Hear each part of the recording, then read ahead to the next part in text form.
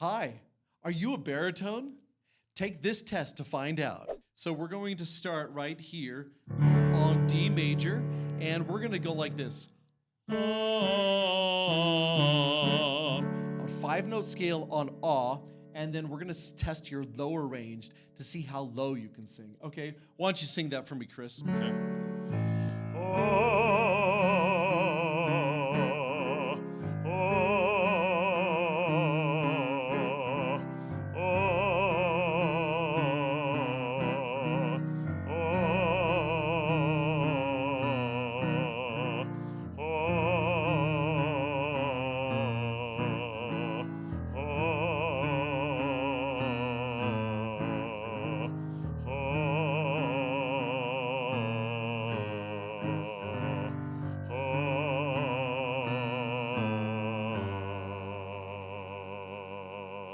Right.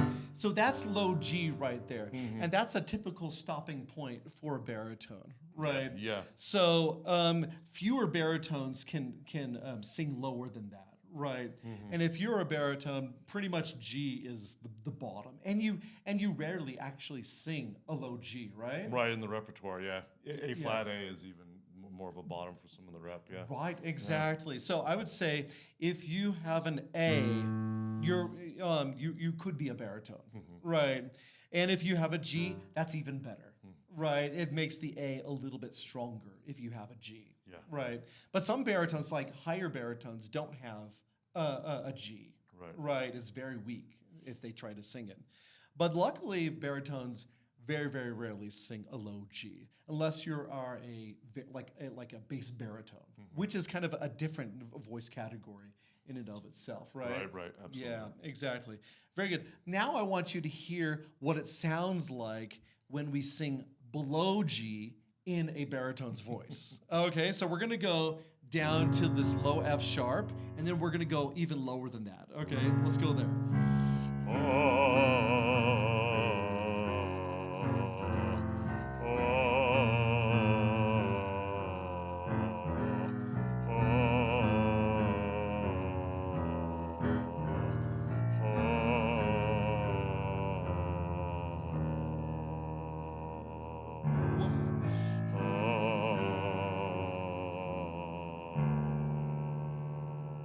Right. So you can phonate down there, right? But it's not a performable note. That's right. It's not professionally viable, Yeah, you can't sing that over an orchestra, Right. or it's not that loud. You can make a sound, but it's, not very viable for performing, right? So that's what it sounds like in a baritone's voice when he sings below G, okay? And he has a pretty dang low voice, right, to begin with. So, and it's such a beautiful voice. You have a beautiful voice. Thank you. Yeah, My it's mother amazing. thinks so too. I love it. Okay, now let's test your upper range, okay? So sing along with Chris, and let's see how high you can sing. So we're gonna start right here on B flat, and then we're gonna go up. It's 5-note on off. Here we go.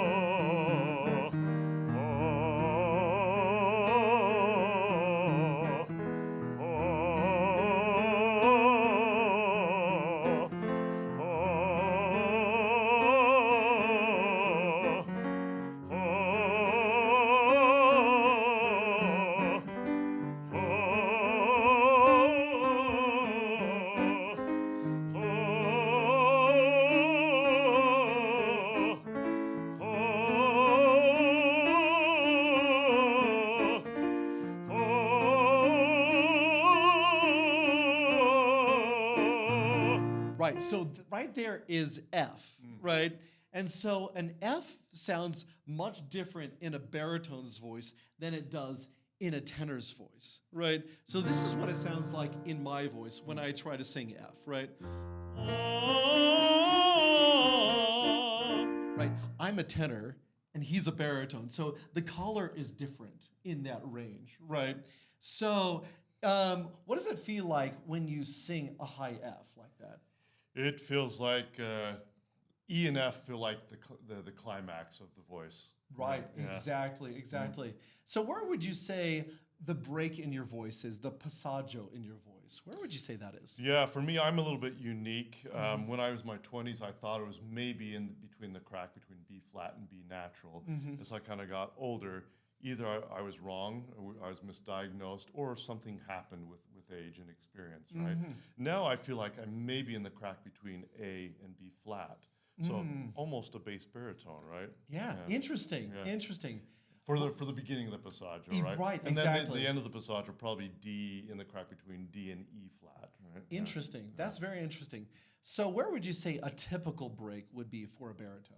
Yeah, so typically the more dramatic voice, right, is going to be B flat, E flat if you're a Leonard Warren. Right. If you're more of a Robert Merrill, right, maybe on a slightly lighter lyric, it's going to be B and E. Okay. Yeah. Okay. So there's a little bit of variation within the baritone category. Absolutely. As where the passaggio, where the break is in the voice, right? Right.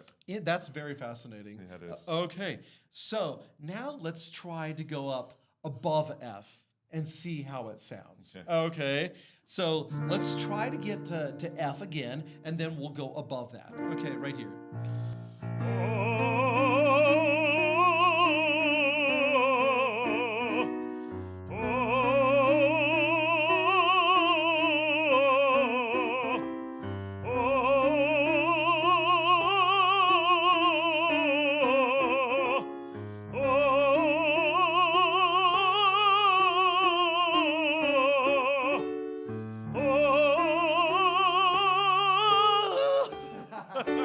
Right. Okay. So that's A right there. I was pushing him to his limits. Okay. That's high A. That's super high for a baritone.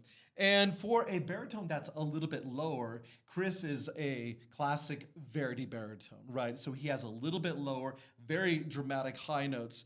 But so he doesn't have this A, but the A flat is definitely there, right? Right. So what would you say your limit is for your upper register?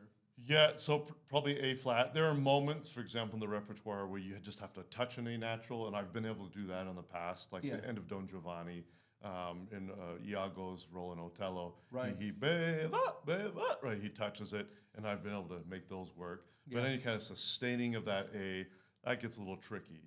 You could choose to do that at the end of Rigoletto, La Maledizione, but you kind of maybe check on the night. Maybe I'll just stay on the A flat and won't go up to the A. Right. Depending, right, how you're feeling. Yeah. So do lyric baritones, can they sing an A or B flat, do you think?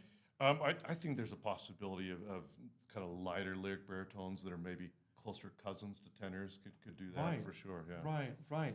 Exactly. So sometimes there are some singers that are on the border of tenor and baritone, right? And they could go either way, and they could sing a B flat, right? Right. And then they have to basically choose: do I want to go the tenor route or the baritone route, right? Yeah. Do I want to choose the hard life or the easy life? That's right. And you know what? When I was a teenager, I trained as a baritone. And then when I got to college, they said, no, you're a tenor. And so I had to train as a tenor, right? And so it took me a long time to figure out the upper register. Yeah. But I had no low notes. I could not sing a low A. Right, for instance. Right. Even though I was singing a lot of like these Messiah arias that had A's in them, I just basically didn't sing those A's. Yeah. Right, and I sang the rest of the aria. Right, so the rest of the aria fit my voice, but I wasn't ready at that time to sing tenor arias. Right. It seems like that happens for a lot of baritones too, right? They're in choir in high school. They think they're a bass. They're not a bass, right? But they just haven't trained to be able to sing. And I was the same thing, right? I looked at the literature and said, "There's no way I can sing those notes. I must be a bass, right?" Exactly. So just FYI, a baritone is a low voice, but it's not the lowest voice. So we have bass below that. And then we have even lower voices below that, like a profound bass, so a basso profondo, right? Low basses can sing like this C right here, this low C2. But tenors usually they bottom out around C3. Baritones, their lowest note is usually around G2. And so, and your bread and butter notes are pretty much like F sharp, right? Yeah, I love to sing in the passaggio. That's just where I feel like my voice comes alive. And Really? yeah, Okay. so B flat on up is where I want to be. Yeah, And yeah. then touching down in the middle around F major, in there a little bit, but I love to sustain in the passaggio. Interesting. Do you have a favorite key that you like to sing in?